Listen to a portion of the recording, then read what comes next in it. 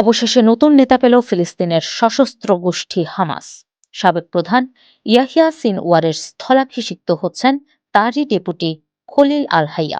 ভোটে হামাসের রাজনৈতিক ব্যুরোর সাবেক প্রধান খালেদ মিশালকে বড় ব্যবধানে হারিয়ে নতুন শীর্ষ নেতা নির্বাচিত হন তিনি। এর মাধ্যমে প্রায় 2 বছর ধরে নেতৃত্ব শূন্যতা কাটল হামাসের।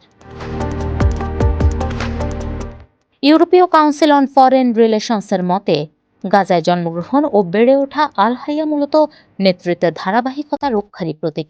সাবেক প্রধান ইয়াহিয়া সিনওয়ারের ডেপুটি হিসেবে দায়িত্ব পালন করেছিলেন তিনি। 2024 সালের অক্টোবরে যুক্তরাষ্ট্র ইসরায়েল যৌথ হামলায় সিনওয়ারের মৃত্যুর পর গঠিত 5 সদস্যের পরিষদেও ছিলেন আল হাইয়া। গাজা যুদ্ধ, ইসরায়েলি গণহত্যা আর রাজনৈতিক উত্তেজনার মধ্যে হামাসের শীর্ষ নেতা নির্বাচন বিশ্বকে কি বার্তা দেয়? বারবার শীর্ষ নেতাদের হারিয়েও হামাসের প্রশাসনিক কাঠামো যে ভেঙে পড়েনি তারই প্রমাণ দেয় এই নির্বাচন।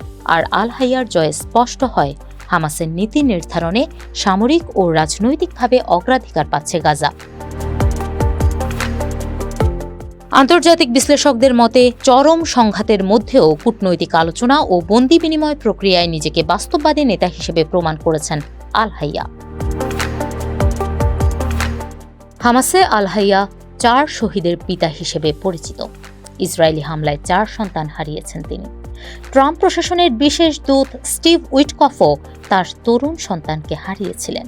2025 সালে যুক্তরাষ্ট্রের সঙ্গে আলোচনায় আল হাইয়ার ব্যক্তিগত ট্র্যাজেডি এক অপ্রত্যাশিত মানবিক মেলবন্ধন তৈরি করে।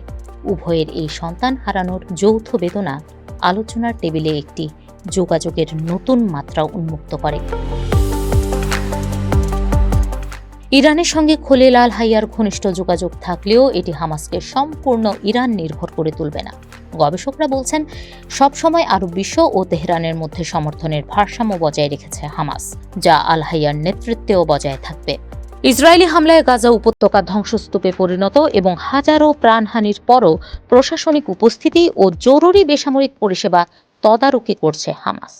খলিল আল হাইয়ার নেতৃত্বে এটি আরও জোরদার হবে। একই সঙ্গে হামাস এক নতুন কূটনৈতিক অধ্যায়ে প্রবেশ করতে যাচ্ছে বলে মনে করেন রাজনৈতিক বিশ্লেষকরা।